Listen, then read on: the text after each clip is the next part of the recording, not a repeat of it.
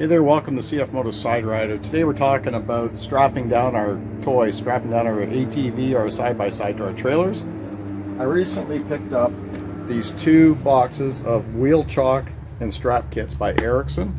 So this box will do the back, the other box is going to do the front. I also recently just bought this trailer and I took it out once and it worked great the way I strapped it. But you know what, I think this is a safer way to do it. I've seen some reviews on them, everybody likes them. I think it's safer, I think it's quicker and easier, and of course there's going to be some cons with it. There's cons with everything, but I think the pros outweigh the cons. So let me show you what I've done to start this installation.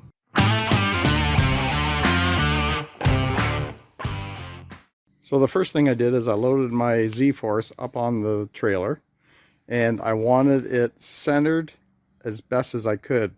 So what I did was I measured from the outside of the tire to the outside of that tire. It is 59.5 inches from the outside of those tires, right there, and the trailer is 72 inches. So 72 inches minus 59.5, and it worked out to 6.25 inches on each side. So I marked it here, 6.25 inches from the side of the trailer. Put a piece of tape, measured it down there too, so it's square. Did the same on this side. Now you can see my knobbies are a little bit over the green tape there, so it's not perfect, but it's pretty darn close. Next, I tried to figure out where I'd want my side-by-side. I don't want it right up against the front of the trailer wall here. Right now this is good, but if I ever got a bumper or something else on the front, which I can't think of anything, just a bumper, then I'd have to move it back. So what I might do, instead of undoing, like, you know, when I bolt all these chocks down, instead of undoing them, I'm going to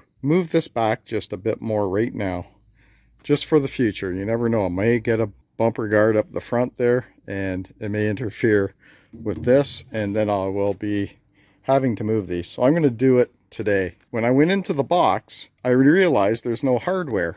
I just figured there'd be hardware. I figured there'd be bolts and nuts and washers that go along with this. It's late at night. The hardware stores around here are closed, so I'm going to have to go out in the morning and get some hardware. And then we'll get back to installing this Erickson wheel chock and strap kit. So there we go. After looking at some bumpers online that I may want in the future, I'm looking at about that much of a gap, and that should be just right. So I moved it, machine back a bit. I moved the chocks back a bit. Overall, the weight is all on the front of the trailer and over the axle. So I don't think we're going to have any issues with trailer sway at any speeds.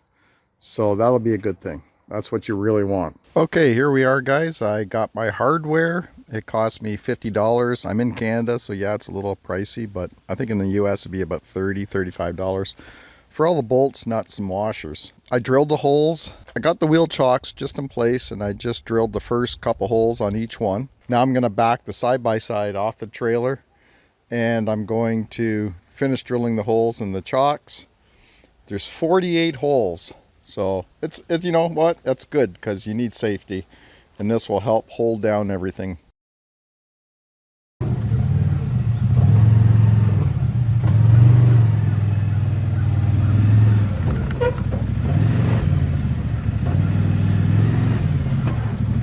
All right, I already have all the other straps on, so I'm just going to show you one strap. It's pretty easy. So what I do is I bend it like that. So I make like an L shape out of my strap here. And I put my straps, or I put the ratcheting part at the back of the tire. That's what I think I'm going to do, because I figure if I'm going down the road and it's raining and there's water and dirt flying in, if I got the ratchet behind the tire, it's less chance that this is going to get all mucked up full of sand and dirt and water. So I'll put it at the back. It probably won't make a difference. I'm just thinking that right now because it's my first time as well. So we're going to pull our strap through. Actually, we're going to run the strap. Got to make sure everything is straight. We're going to run this strap back through this part right here. So I think we are. Yep, there we are. And we're going to pull it through. And it has to be straight. Make sure you don't have any twists in it. And I'm going to bring it around here. I'm just going to drape it over the tire here for now. I'm going to latch this part here into the first hole here, not the second one, because it's more wider. This is only a 27-inch tire, so I'm going to put it into this one. It doesn't stick out past that really. So you pull on that. Make sure it's locked in place now. Position your strap on the center of the tire. And now we're going to give ourselves some slack here with the strapping. Okay, hopefully I don't block everything with my arm. All right, so we're just going to leave that there for now. And we're going to lock this one into place. Again, closest notch, because my tires are not huge. If I had a 30-inch tire, this would stick out further, and you'd be using this one. We're going to put our strap up under here. You can do whatever you want. This is how I do it. Making sure everything's centered. Take the slack out, and now we're going to tighten it up with the ratchet. There we go. So all 4 wheels are done now. Okay, just a few things. I think this strap down system is going to work great. The only thing is I could find is maybe loading your side-by-side of your ATV on center on those chocks every time.